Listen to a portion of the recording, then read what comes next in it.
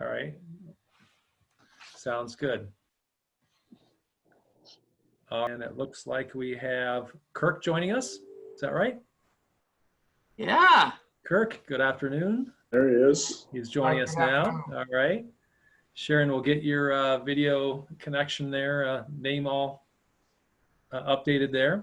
Well, we're live now. We're going to get started. I'd like to thank all of our panelists for being with us here today.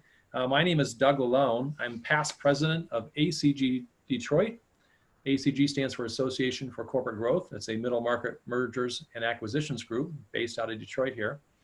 I'm currently a board member and chair of what we call the ACG Cares initiative, which focuses on giving back our resources to the Detroit ecosystem, both monetary and human capital.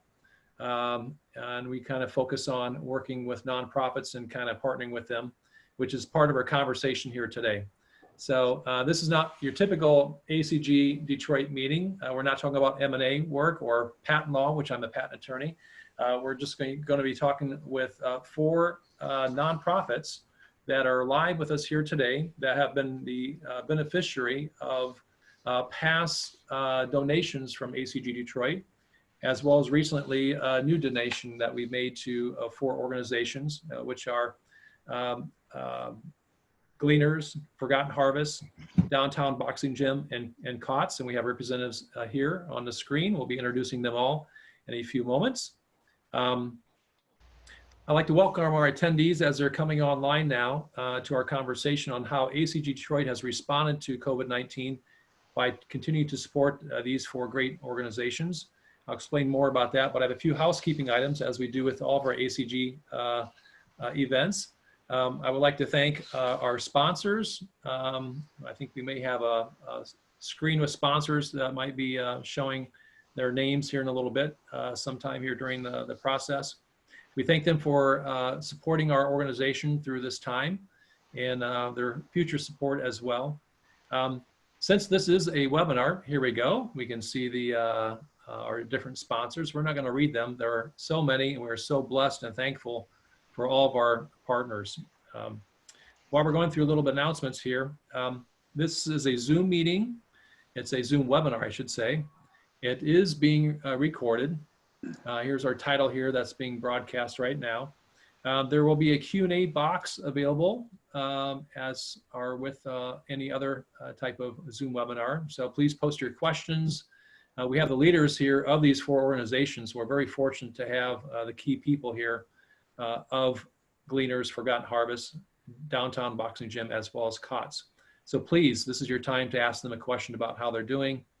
And we're going to focus our questions on how they pivoted and responded during this crisis and what it looks like going out of this crisis as an organization and how we, ACG Detroit, can partner with them. Keep in mind also, after this webinar, there will be a 30-minute hosting session, I should say networking session.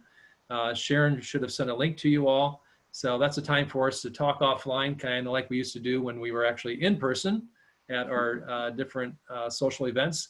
We have now built out a Zoom opportunity offline. You should have a link, and Sharon will be posting that in the chat room also. So please join us if you can with the conversation afterwards.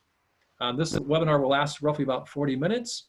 I'm going to stop talking here shortly and start letting our 5 guests here talk about their different organizations. So let's move ahead and introduce our panel. We have Jerry Brissom, CEO of Gleaners. Jerry, thank you for joining us today. My pleasure. We have John Carter, Chairman of Forgotten Harvest. John, thank you. Thank you, Doug. My pleasure. Kirk Mays, I'm sorry, CEO of Forgotten Harvest. Kirk, thank you for joining us as well. Thank you for having me. My pleasure. It's our pleasure to have you here. Jessica Hauser, she's the Executive Director of Downtown Boxing Gym. I call it DBG. It's where the kids hang out and box and they learn a lot. Jessica, thank you for joining us. Thank you. And Cheryl Johnson, she's the CEO of Coalition on Temporary Housing. And I was absolutely fascinated by the number of lives that you were helping on a daily basis, providing housing. We're going to get into that here real quick. In fact, I'm going to ask each of you as a kickoff question here, specific information about what your organization does. But before we get to that, for our audience today, each of these 4 organizations were the beneficiaries of past monetary donations by ACG Detroit. And some of you may know, John being the longest member of ACG Detroit. Thank you, John, for being a strong supporter. It's a pleasure talking with you today. But every December, we provide a donation to a charity of our choice. In 2007, Gleaners was a beneficiary of our donation. 2010, Forgotten Harvest was a beneficiary of our donation. COTS was 2014, and Downtown Boxing Gym was just last year, 2019. And just so our viewers know, we made a $20,000 donation collectively to these 4 organizations here in the last few months, and we thought we would invite them into a conversation about how they're doing, what help they need, and what it looks like coming out of this. So I'm going to start at the top with Jerry, the CEO of Gleaners. Can you tell us briefly, Jerry, what your organization does? Because we have people here from outside of Michigan. So tell them what you do, how you do it, and who do you serve, just real quick. In 30 minutes or less. No, I'm kidding. So here we go. So Gleaners has been around since the 70s. Like COTS, we were started by the Capuchins and the Archdiocese of Detroit and a bunch of agencies that got together and said, we have to find a better way to collect food and get it to all the people that are distributing food to people in need. And so if you think about where Gleaners fits in the whole emergency food chain, the biggest place we fit is as in the middle. Because we have a big freezer and a big refrigerator where we can bring in truckloads of food, all those agencies that distribute to people throughout the 5 counties we serve, and that's Wayne, Oakland, Macomb, Livingston, and Monroe counties, don't have to have that equipment. They don't have to have the trucks. They don't have to have the relationships with all the distributors and all the growers and all of the other people who are willing to help if they can get the right kind of help at the right time. So we bring that food in, we put it in inventory, and then the agencies that need that food go online. Mostly, there's still some phone calls going on for some people that have been around a long time like me and have lots of gray hair. But most people go online and they pick what they need from a list of foods available. And then they know how many people are coming, and they know what kind of budget they have, because some of the food that we make available is food that we purchase at significantly lower cost than what they'd be able to get on their own. So we try to round out the menu of what's donated and what's purchased so that the people doing this work have as many options as they need. Some of them are big, well-funded organizations like the Capuchin Soup Kitchen and the Salvation Army, and some are really, really small churches that only have maybe now 20 members left, but they still once a month want to spend a couple hours feeding people in the community.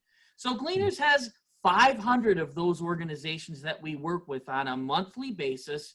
And in an annual period of time, we generally distribute between 40 and 45 million pounds of food to those organizations. Now, we do some nutrition education, and we do some other work connected to food security. We're involved with the Food Bank Council of Michigan, which is the statewide organization of food banks, and Feeding America, which is the national organization of food banks, so that we can get involved appropriately when legislators and people need to know what's happening on the ground, so that we can give them, the actual information about what's happening in people's lives. So obviously, there's some other leadership work that we do. I want to say in all of that work, I am a proud partner of Kirk Mays at Forgotten Harvest, who, I will tell you, if I could be connected at the hip, I would be. But it'd probably just slow him down. So we're going to not give him that kind of pain to have to deal with. But I have a tremendous amount of respect and a great amount of admiration to be able to partner with Kirk and Forgotten Harvest in almost all of the work that I just described. Yeah. Thank you, Jerry, for that background. It's amazing. You serve 40 to 50 million pounds of food per year. Did I hear you? Is that right? And it's going to go up this year. That's amazing. It's really going to be a lot. So yeah, it's someone's lifting a lot of weight out there. Yeah. All right. Well, let's segue to Kirk or John. You guys can take this question and just give us a little bit of background. Now, what does Forgotten Harvest do, and who they do it for, and how many people are you serving? at this time. Sure. John, I'd imagine, yeah. So thank you again for this opportunity. Forgotten Harvest has been serving alongside Gleaners for about 30 years. While Gleaners has been around for a much longer time, about a decade longer, I'd say. And with the advent of food banks across the country, what Forgotten Harvest provides to Metro Detroit is an additional supply of available food that allows us to capture food that would have otherwise gone to the waste stream, and we're able to get good food, fresh perishable items that for whatever reason doesn't meet retail specs for a number of our different partners in different areas of the food chain. So much like Gleaners, to supplement the emergency food system in Metro Detroit, we're able to also capture about 45 to 50 million pounds of food for our area. The big difference between how we operate and how Gleaners operates is while Gleaners is capturing food and buying and purchasing a lot of food in order to ensure that there's a warehouse of available resources for any organization or individual who may need it to serve the community. And that's a managed operation to ensure that there's an available resource. Forgotten Harvest is an operation that's set up to be logistics-based and more nimble to actually be able to address the opportunities in the supply chain where available food is out there. And then we're able to get that food to turn it around in a short time, usually within 24 to 72 hours, to one of our 250 plus partners in Wayne, Oakland, Macomb County. So while there's a dual method for how food is being distributed for people in Wayne, Oakland, Macomb County, and Gleaners with an additional Monroe and Livingston, there's two ways that we're able to tackle food insecurity as far as getting available supply and then getting out to people. And together, Gleaners and Forgotten Harvest is putting about 90 million plus pounds of food into our area and serving organizations like the Detroit Boxing Gym, like COTS, so that we can make sure that the good work that they're doing isn't hindered by the additional stress of not having the available food and resources they need in order to do the good work they're already doing in order to help people from where they are. That's an interesting illustration of how the two different organizations, Gleaners and Forgotten Harvest, are operating, still serving same groups of people in our ecosystem, Detroit. Approximately how many people would you say on an annual basis Forgotten Harvest is feeding? I think you mentioned roughly 40 million pounds are processed, but how many people do you think you're reaching out to?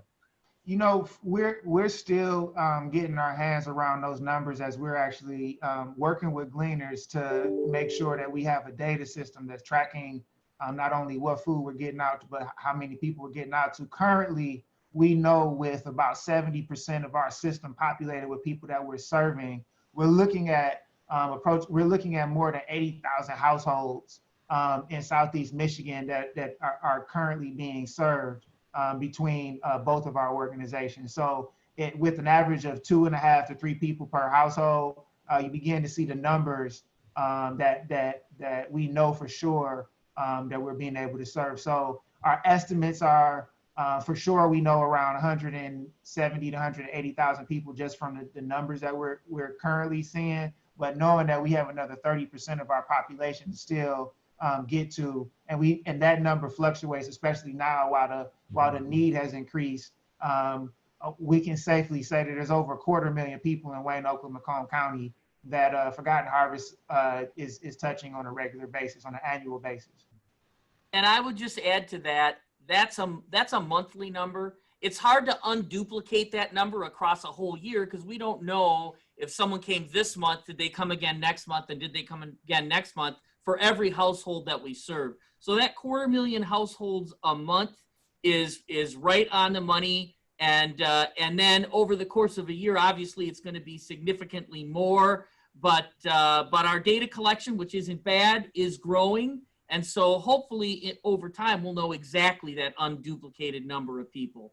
But for sure, unduplicated, it's around 250,000 households a month. That's amazing. That's amazing. Thank you, Kirk, for that nice overview. Jessica, let's transition over to a downtown boxing gym, which is ACG Detroit's new partnership we're working with today. Had the pleasure of coming down there a few times this past year, and then unfortunately in March we were shut out. So our guys have not been able to get down there to do any mentoring with the young men and women there at DBG. Can you just give our audience a thumbnail sketch of what downtown boxing gym does and who it serves? Yeah, absolutely. And thank you for your support this past year. It's been incredible.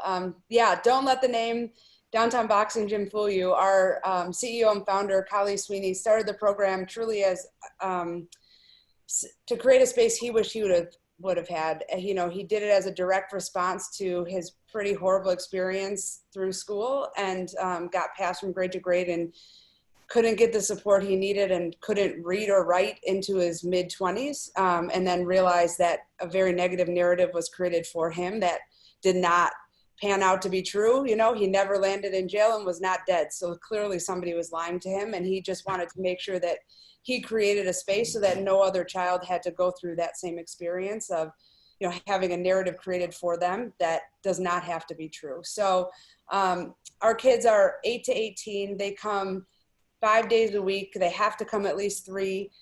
We currently have just under 200 kids in the program. We have a waiting list of over 1,300 kids.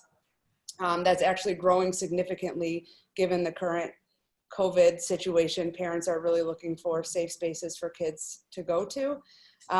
We were in the process of growing to 250 kids by the end of 2020. Obviously that is on hold because we can't even have 150 kids in the building at one time right now. The idea is truly to build year over year. So our kids are with us all year round for years, and it's about finding all those light bulb moments and then building on them, much like very well-funded schools do in other areas, right? And so we look to, you know, what is working in those well-funded college prep schools, elementary, middle, and high school, because at all levels, they're very high quality models, and try to pull as much of that into our space as possible. Of course, we can't do everything because we're not a school, but in the after school time and, you know, we expand to full days in the summer, we do as much as we can. So we do, you know, literacy intervention, math intervention, all sorts of enrichment programming, different exposure opportunities. We have a whole, we have a team that focuses on college and career readiness. We're following our students, you know, through their post-secondary step and, you know, into college, and what does that look like and what are the needs. We provide internships within our space and also build out relationships with corporations, and then actually, if needed, take our high school students to internships to try to reduce any potential limitations. We pick up and drop off our kids from school and home and bring them to the gym. Of course, you know, Forgotten Harvest has been feeding our kids for years. So we provide dinner during the school year, breakfast, lunch, and dinner during the summer. Gleaners, you know, our neighbor and other amazing partner, has done quite a bit of we've done nutritional cooking classes and, you know, teaching parents and kids how to shop on a budget for healthy food, just, you know, all sorts of opportunities. But, you know, our motto is that we train kids for life, and that's really what we do. The boxing is truly just the hook to get kids in the door. Our focus is everything else. And, you know, health and wellness and movement is critically important. The discipline of boxing is incredible, but of all of our kids, right now we have one that actually boxes competitively. So definitely not our focus. But, you know, we're really proud that since Kali started the program in 2007, every single student's graduated from high school. 98% of our high school graduates have gone off to college and now are beginning to graduate from college. So we have just under 50 of our now young adults that have graduated from college. The majority are still in school because of, you know, the ages that they started with us. But, you know, we're really seeing that this model works of just setting really high standards, providing the scaffolding to help kids achieve their dreams, and, you know, and just make it happen. There's no reason why the goals or standards should be any different for our kids than kids in a, you know, a well-funded private school. So that's amazing. That's what we do in a nutshell. Yeah. Well, that's a great nutshell. And when we first learned about Downtown Boxing Gym a year ago, when we were looking at your charity. I was absolutely amazed by the success rate you have from the standpoint of graduation rates from high school and then admission rates going into college. That's absolutely impressive. So kudos to your team for your initiative and training kids for life. So Cheryl, thank you for being patient. We appreciate it. I'm energized. I'm energized with hearing all. Great stuff, isn't it? Here. Yes. Tell us about COTS. What does your organization do, and how do you serve people, and how many are you serving?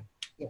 So, when I said energized, I really am feeding off the energy of this, and I'm so glad that we all can participate in highlighting these great things that are impacting our region, especially during this time. But for almost 40 years, COTS has focused all of its efforts and resources on the most vulnerable people in our community, homeless men, women, and children. So I like to move forward because that happened almost 40 years ago, but right now, the last 6 years, we really have transitioned as an organization for some very, very critical and important reasons. I've had the privilege of being at COTS this year. We'll celebrate 30 years.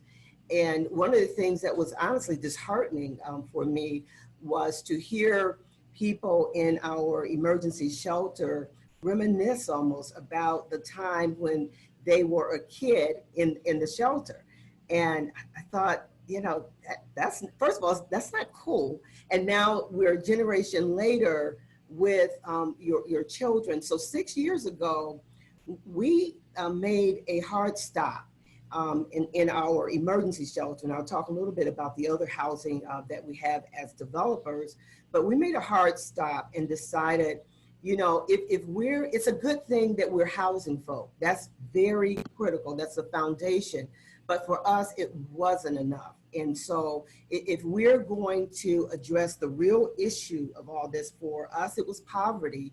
Like, how do we address that? And what's the method that we know will work? And so we transitioned our emergency shelter 6 years ago to focus only on families.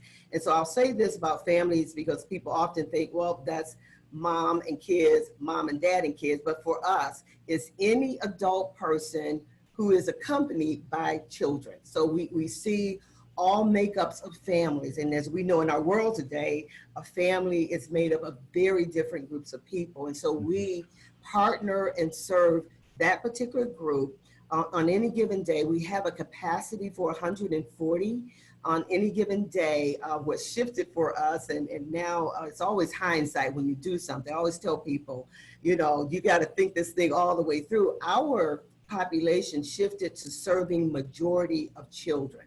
And so on a very high day, and I mean in terms of numbers, we could literally have almost 100 children, most of them under the age of 5, in our family-only shelter, which is Peggy's Place.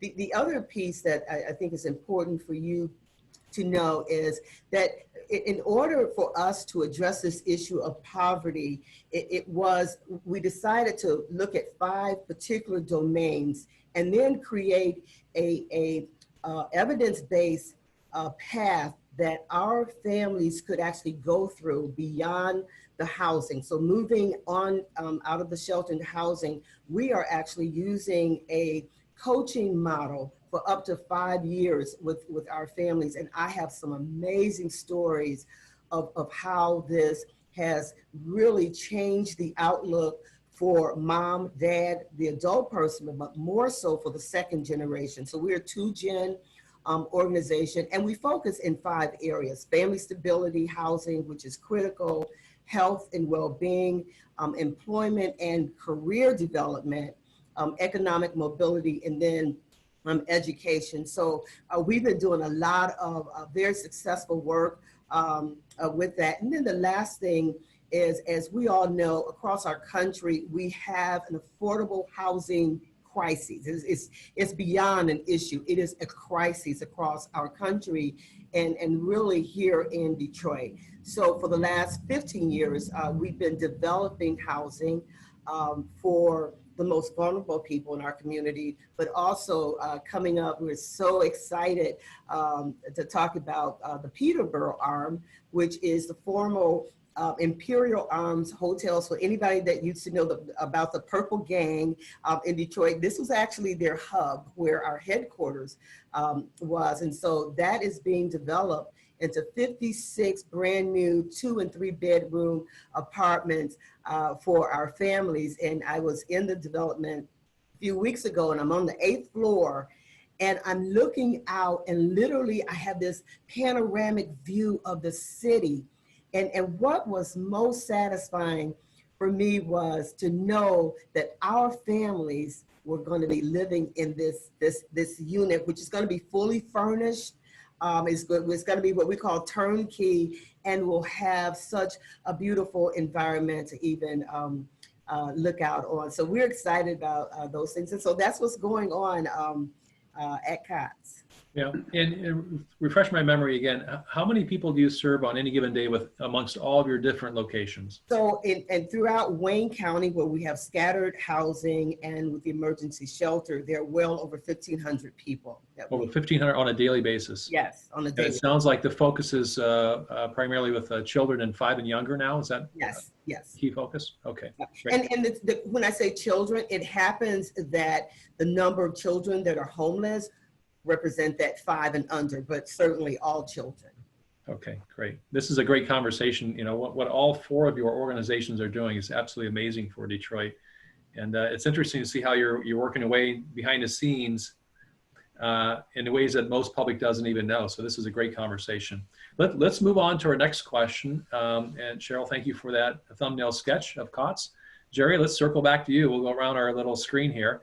And obviously, Jessica put it well the other day when she said, we all didn't plan for this pandemic, but coming out of the pandemic, or while we're still in it, we had to pivot. We had to re-innovate ourselves.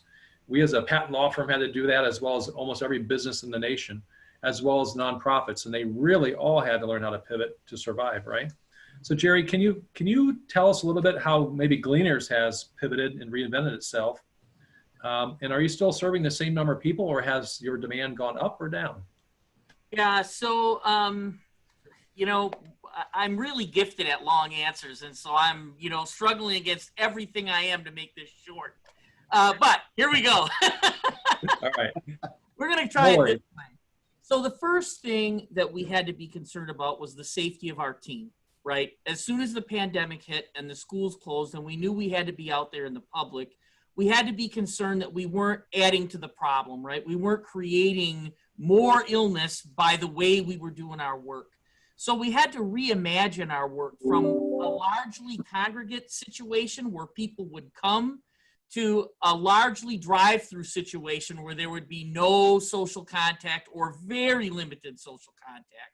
So while we were imagining those issues of safety and making sure that we were doing the work in the right way, we also went from using, you know, we use about 50,000 volunteers a year to about 20 volunteers total every day, right? So we had to completely rethink. And again, this has to do with exposure, right? And making sure that the community is safe and we're doing everything we can to keep people safe. The next thing was, okay, how much can we do? And I'm just going to give a big shout out to the United Way and other organizations that immediately within a day called us on the phone, and Tanya Allen from the Skillman Foundation and others. I mean, I certainly now many others like you have on your list of sponsors. But fundamentally, funders and the state of Michigan came to us and said, we're going to help you. So we could really focus our efforts on the job at hand, not have to worry about would we have the money to respond. And that was a critical part of our ability to be able to serve within 3 days of the schools closing an additional 10 to 15,000 households per week. So we did that by launching a lot of new sites. We worked with schools and rec centers. And again, this is not just in Detroit. This is across Oakland, Macomb, Wayne, Livingston, and Monroe counties. All 5 counties had pockets of need. And in fact, surprisingly, one of the greatest areas of increased need was Macomb County, where almost twice as much activity happened within a week or two of people finding out they could get food. So fundamentally, by creating these distribution sites that were primarily drive-through, we had a way to have a barometer for the need. Were people showing up? How many people were showing up? And where we were thinking we would get, you know, somewhere between 300 to 400 households per distribution. In the initial couple weeks, it was 600 households per distribution. Many, many people were, and of course the whole community was panicking. The grocery stores were emptied. You couldn't get many things that you could normally get, and the whole supply chain was disrupted for a period of time where we had a really hard time knowing, even if we can buy food, can we get it? So the first, I would say, 3 to 4 weeks was all about getting all that in place and making it run. Then the next phase was, okay, now that we've lifted this up, how do we hang on to it, right? I mean, it was awkward. It was like 50 pounds over here and 10 pounds over here, and we got to figure out how to get this. And so becoming more efficient and really working with our partner network to make sure that the procedures we were putting in place worked for them. I mean, and again, Kirk, you know, I'm stealing our mutual story, and so I'm going to include you now to say Forgotten Harvest has been part and parcel of this whole response every step of the way. Lots of conversations about how we make sure we can get to people where they are, and that continues to be the challenge. So we're working with the area agencies on aging to try to reach homebound seniors. We're working with residential senior centers to make sure that if people need boxes of food because they're quarantined for 2 weeks and they can't go anywhere, we can get boxes of food to them. And it's really trying to imagine the entire ecosystem of people that some of whom have never needed help before. And quite frankly, if you've never had a need to get help, you don't know how to get help. You don't even know who to call. So working with 211 to say, can we tell people just to call 211 so at least we have an answer for people? Can we get an online system going where people can look to see where food distributions are? I mean, all of that other infrastructure that doesn't sound like feeding people, but in fact, it's a critical part of the process of making sure that the community has enough to eat. And so I guess for the sake of other people have to talk, and I'm really good at the long answer, I'll leave it at that and say we are serving significantly more people. Our average monthly pounds of food has gone up 45 to 50%. And we think that's going to continue for quite some time as the economic impact of the pandemic now starts to take hold. It's amazing how you pivoted and how you were so quickly able, Jerry, for your organization to partner with Forgotten Harvest and others to serve more and reinvent itself. That's amazing. In our preliminary call, John mentioned a situation where they found some new volunteers because they had to figure out how to do what they do without all the volunteers that normally come into the facilities.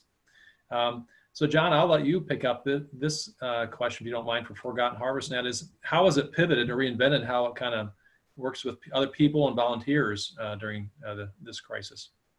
Well, thank you, Doug. And I want to say this too, in case I don't get a chance.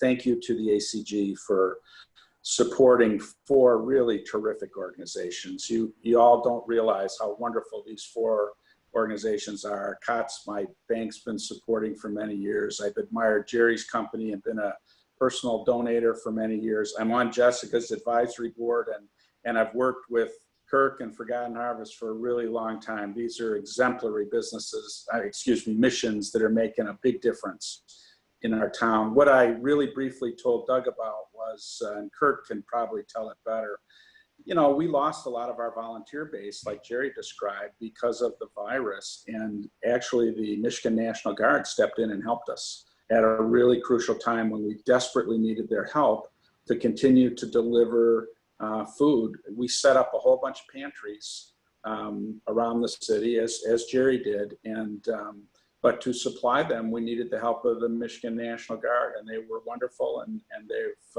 they've continued to be there. And I should let Kirk explain it better, but I just thought it was really noteworthy because it's another aspect of how, you know, our state and our communities pull together to do the right thing when it has to happen. Well, Yeah. I would just only tag on to what's already been said and not repeat anything. We've had to make a lot of the similar changes that Jerry already mentioned. And as John has already said, you know, we rely heavily on volunteers to get the work done. So reimagining our ability to serve the community with the same consistency and the same reliability, with an increased focus on safety, not only for our teams but for everybody we serve, has been essentially the focus of the day for us at Forgotten Harvest. But in addition to the things that you could probably imagine that come with trying to make those shifts, Forgotten Harvest was already in the midst of coming up with a new strategy for serving the community that related to the fact that our building and our current working operation is kind of stretched as it is. So we needed to, in addition to erect some additional sites so that we could do rolling distributions, we also needed to find a place that we could actually manage the boxing and the actual redistribution of the food that we were getting, especially the stuff that was semi-perishable. And so we had to also find about 100,000 square foot facility that was donated to us really quickly at the beginning of this, so that a majority of our operations could go on. So in the midst of this, we not only had to change how our distribution format works, but we've also had to change our infrastructure at a basic level. And now we're running 2 facilities full time and have an additional facility for cold storage, just to keep up with not only the demand, but this new supply of food that we're working with in order to serve the community. I'd also like to speak to the incredible coordinated pivot that was necessary for us to take as far as Jerry and his leadership with the Food Bank Council of Michigan, that many here may not be aware of, but it is the coordinated group of all of the food organizations across the state of Michigan. As Jerry mentioned, when it was a time period where many of us didn't know where the next food was coming from, even if we had the cash to buy it, Forgotten Harvest was luckily in a position, because we are readily available for a lot of the restaurants that were closing, to get a lot of that food. But, you know, it doesn't really speak to the full plates that we were still trying to achieve as a group, as a body from across the state. So coming together as one voice, as around 7 organizations, to be able to have an organized ask for not only the governor, but also with the Food Bank Council of Michigan, which is our Feeding America, going to also with Feeding America, our national network. We were able to coordinate the dollars from Jeff Bezos, the $100 million that you heard of, that came to Michigan and helped mightily. The governor was able to deploy dollars from the state through our organizations to make sure that we had money. It's just there's so many things that had to happen on a daily basis to coordinate with municipalities, federal organizations, state organizations, and work with our community partners, and to make sure that there has not been an issue where the Metro Detroit area has expressed a gap in food delivery. And I think right now, with everything going on, that's a blessing. That's been one of the problems that we haven't had to face. And I think that's something that speaks to a coordinated effort of many, many people working behind the scenes, not just the folks here. So I just like to say it's been awesome, and we still got a lot of work to do.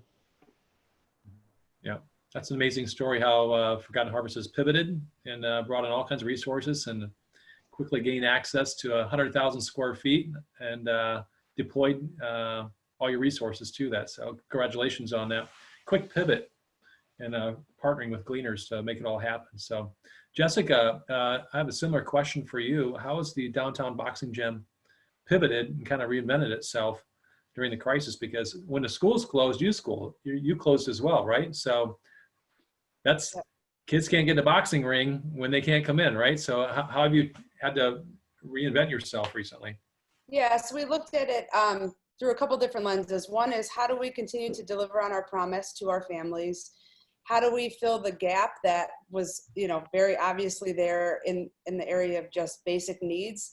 And how do we utilize the assets that we had on hand to help the larger community? So For the first, how do we continue to deliver on our promise? We, had a plan about a couple weeks leading up to the assumption that we were going to have to close, which is, we knew it was coming. As soon as DPSCD closed, we were also going to close our physical space. We did not close our programming. That was a Friday. The following Monday, we already had boxes of food lined up to be dropped off because we assumed that our amazing friends, both at Forgotten Harvest and Gleaners, were going to get just slammed. So we were like, all right, let's just empty our cupboards, empty our freezers, and get food to our families. We dropped off technology, started helping to make sure that internet was set up, sent home academic packets, immediately scheduled, one-on-one tutoring and group workouts. So we just transitioned everything to virtual that following Monday and have maintained that throughout this whole experience, have stayed really close with our parents and students this entire time to find out what the needs were and have been able to help resolve those items along the way, which has been a true miracle. We've been continuing to drop off food boxes this whole time, and like toilet paper and paper towel, the items that are hard to find, cleaning supplies, because what we found was for close to 80% of our families, they weren't able to get to the food distribution sites for one reason or another. Lack of transportation, public transportation was down, was not running, then people didn't feel safe, or all of those reasons. And we thought, shoot, we have vans, we have the ability. It can help us keep our drivers and coaches employed, which was really one of our top priorities, to keep everybody on staff as long as possible, especially because so many of our employees are family members, former students, now alumni of the program. And so it felt like we would only be adding to the problem if we had to lay people off. And then the third is that we partnered and are still partnering really closely with United Way to utilize our vans that we have to help United Way's partners get food and PPE out to their constituents. So, we essentially stood up an entire whole other arm of our transportation department and created a delivery, system, and turned our whole gym into a distribution warehouse to help United Way get stuff out. And so that's been really powerful and also allowed us to keep everybody on staff, which has been awesome. But, truly humbling to be able to continue the support, not miss a beat. Our entire staff just jumped right into it, was all in. And, everybody was working, like everybody on this call, but 19, 20-hour days and haven't stopped doing that this whole time. And just to see that kind of dedication is one of the most touching things I think I've ever experienced. So it's been amazing. We're now transitioning in very small groups, and really proud of our safety plans, but transitioning some kids back into our space. But we're still offering all the virtual components as well. Oh, you're on mute, Doug. I had another call coming in, so I muted myself. So thank you. One of the neat things I saw Downtown Boxing Gym do right away, and that was they started buying lots of pizzas and delivering them and feeding the kids pizzas. So that was pretty creative. Yeah.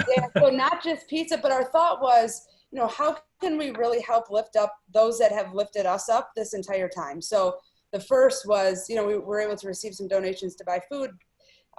Dave Mancini from Cepino Pizzas was our first donor ever. And so, we knew that he was struggling, as so many restaurants were and are. And so we're like, let's just buy him out and, do the same with Avalon and some others. But yeah, trying to really just keep that support going all around. Yeah, that's fabulous. Yeah, great story. Cheryl, I'd like to pivot to you right now. Now we're talking about how the 4 organizations here have reinvented themselves during the crisis. And you gave me an interesting stat during our prep call the other day, and that is over the 1,000+ people that you are taking care of every night, there's not been one single COVID-19 instance within your facilities. Is that right? Yeah. So yeah, that was what I call a miracle. Honestly, I do. I call it a miracle. And that's how our dollars, the dollars that were donated by ACG, were really used. So the first thing, we did not have the option of shutting down anything, right? We just could not do that. Lives are depending on us. And so that money was used to begin bringing in professionals, which we're still doing today, of sanitizing, particularly Peggy's place, where you have quite a few people, a lot of children in the shelter. And so doing that, you know, we were very, very concerned about what was happening across Detroit and in our region. But over time, with the cleaning, the sanitizing regularly, training our staff, not being able to, you know, kids come in, they're running down the hall, jumping their arms, and so we were able to keep really clean, our families safe, and we did not have one case of the virus to come in, which again was just an amazing miracle. I still have media that comes and they're looking for, well, I know this happened. I'm like, we did not have that happen in our shelter. But another thing that happened for us was people, and many people who, especially those that are experiencing depression as an issue, this time creates isolation, right? And so, which then will trigger depression. We had to figure out how to keep our families engaged with our coaching model, and especially those that were now out in housing and they were in place. How do we engage them? And so I have to give an amazing shout out to our staff, the frontline workers, who we didn't have people calling in. They showed up every single day. The use of technology, I happened to be able to sit in on one session of coaching. And here's what one of the moms said. She said, if it had not been for the opportunity to like engage with you during this time, I don't know what would have happened, right? So just like you see all of, you know, the gallery of pictures here, imagine our families coming into this setting and being able to give each other a shout out. Glad to see you. How are you, Doug? Hey, Jerry, how are things going in your family? That was so uplifting. And we recognize moving forward, you know, our new normal is going to kind of look like this. It won't be, you know, everybody's, I'm coming to your house to see you. It won't be a lot of that for a while. And so this opportunity to use technology and making sure our families have it first is really critical for us. A mom said to me one day, she said, this phone right here, I have 5 children. Everybody, including me, I'm looking for work. They're doing their homework from this one phone right here, which is ridiculous, right? So we've got to figure out ways to make sure all of our families have the right technology so our kids won't be behind, because that's going to be an issue moving forward. How do we keep everybody engaged and moving together?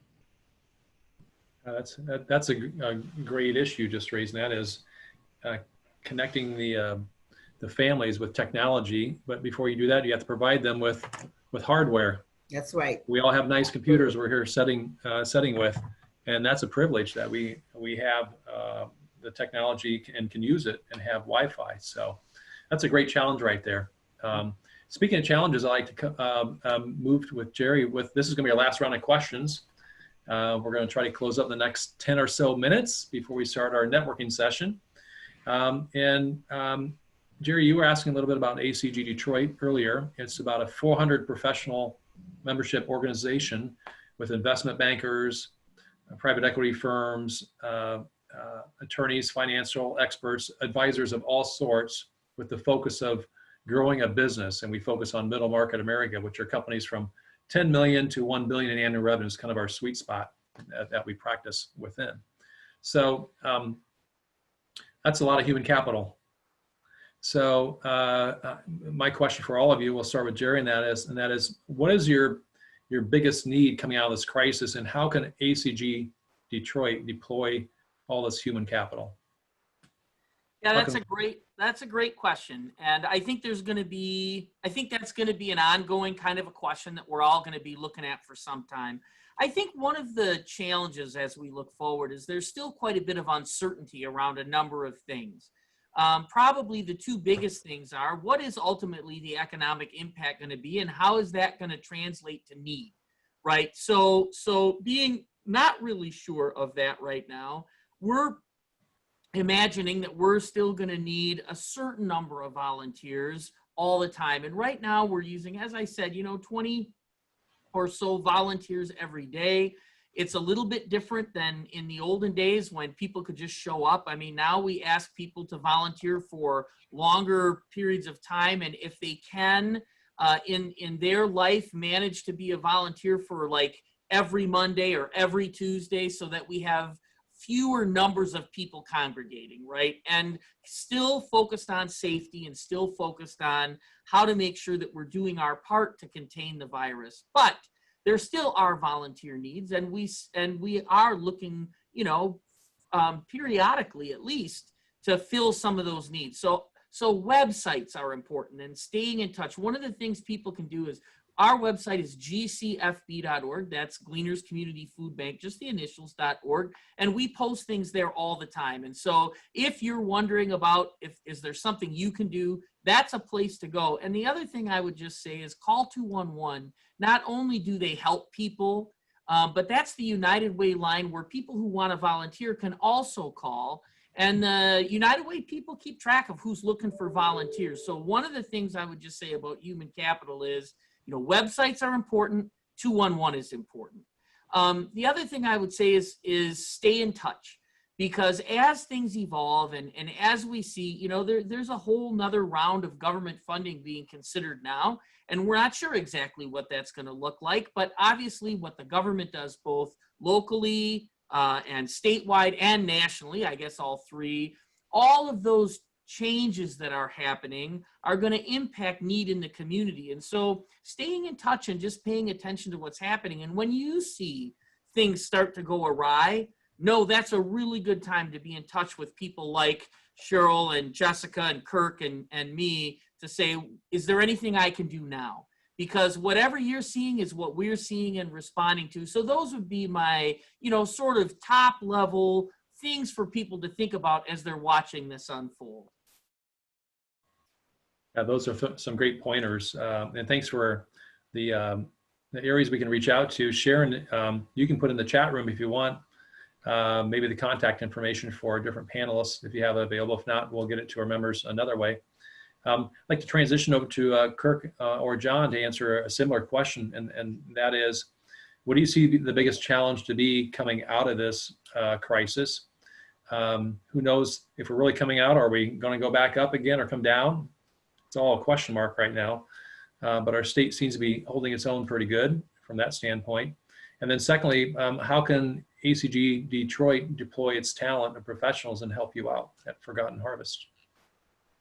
Well, along the same lines, and really to emphasize your original point, our biggest and most immediate challenge as it pertains to looking to the future is that we have no idea what the future looks like.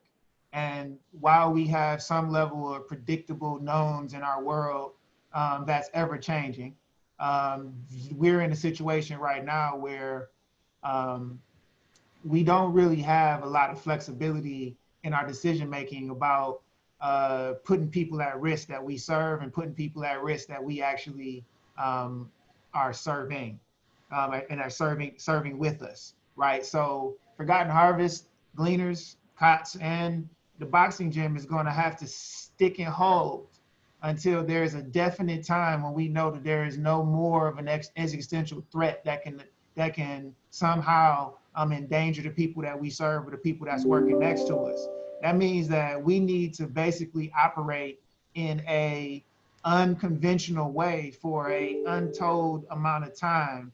And like any machine that is actually asked to operate in a way that is not designed to operate, you are potentially putting stress in areas that could potentially add damage.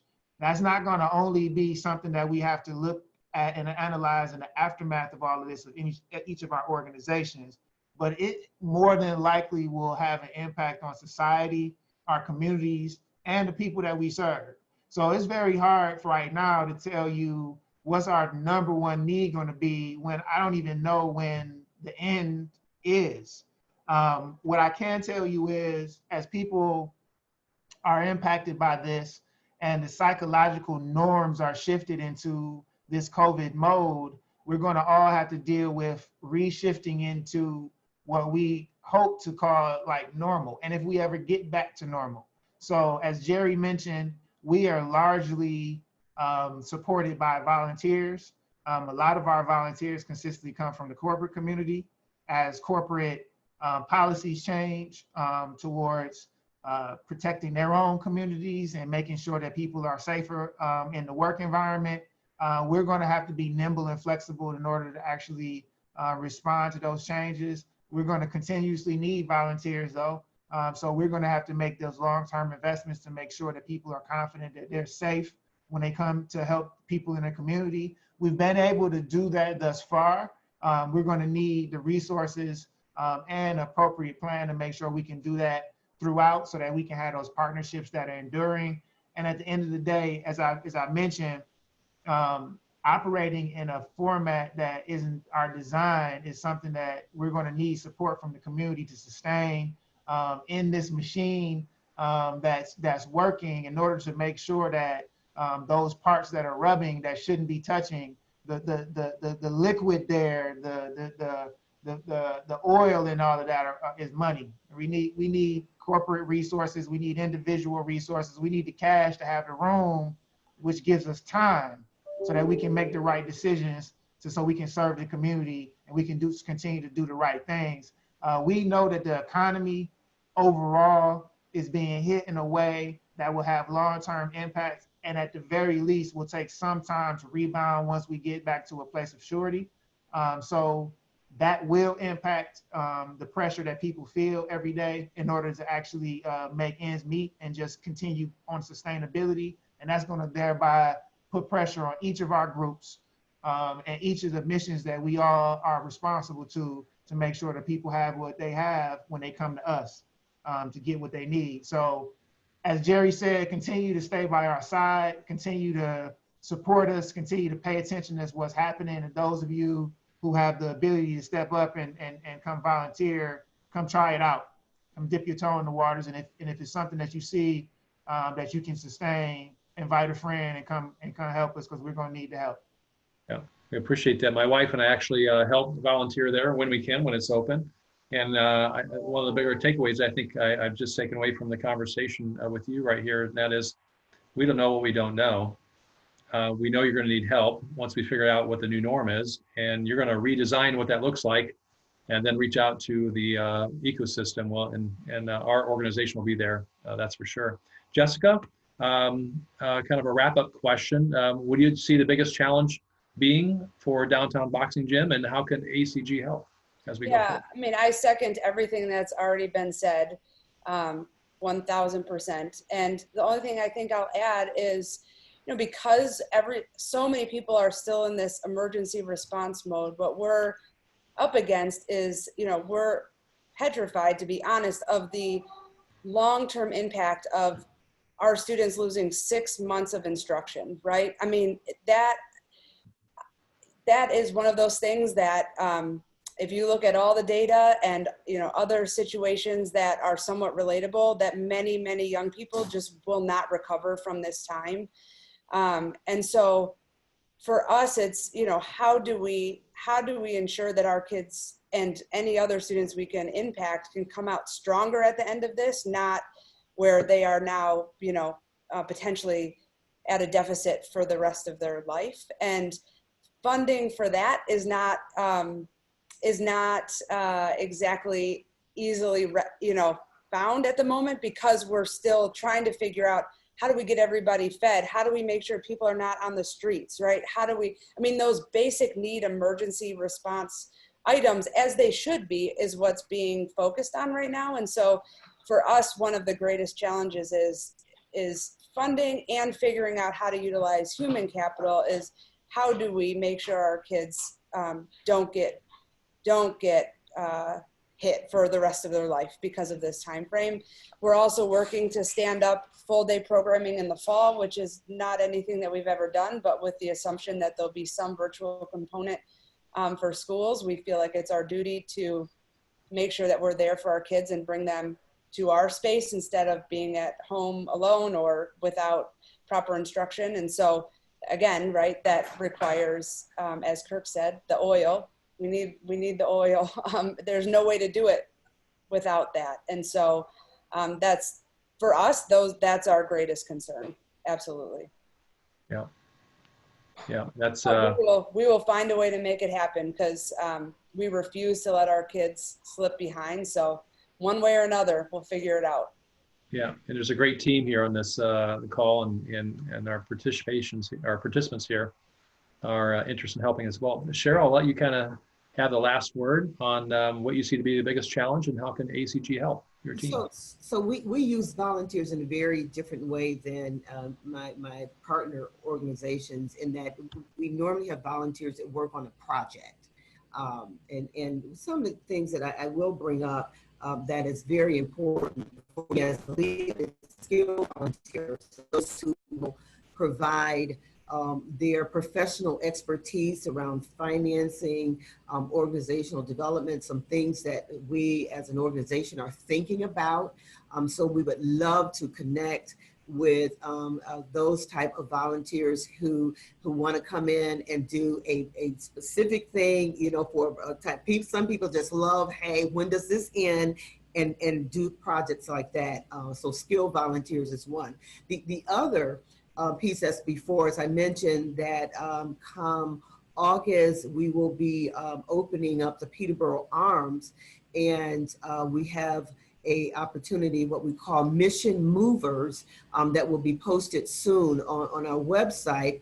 And this is an opportunity for volunteers to come in and do the actual staging of furniture in the apartment. The building will be empty, so it will minimize any risk. We are providing safety measures for people, but to actually put beds up, put couches in place, and set up these beautiful apartments.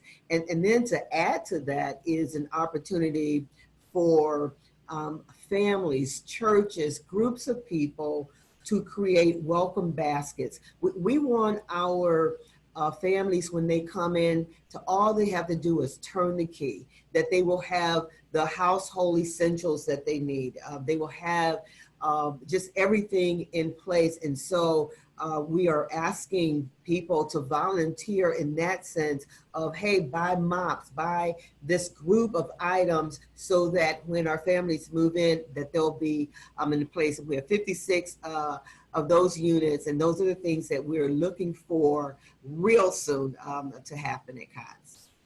Yeah, and how, if somebody wants to learn more about providing some of those items in those new apartments, how would they contact you? So there are two ways.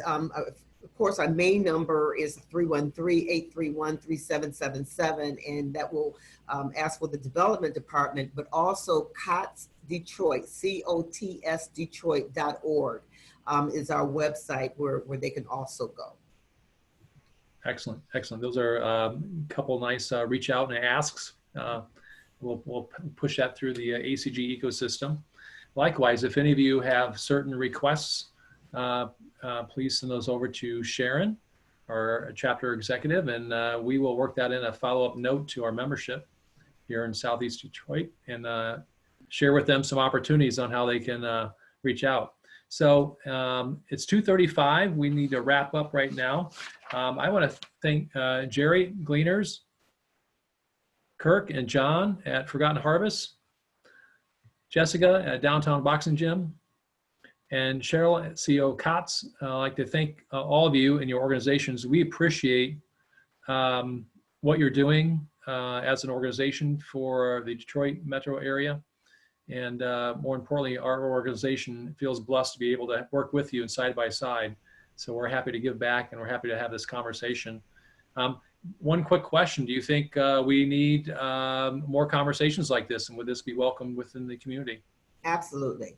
Absolutely. I think all of my partners here will say if there's ever a time where we need to be lifting up great things that are happening, and also the needs that are occurring.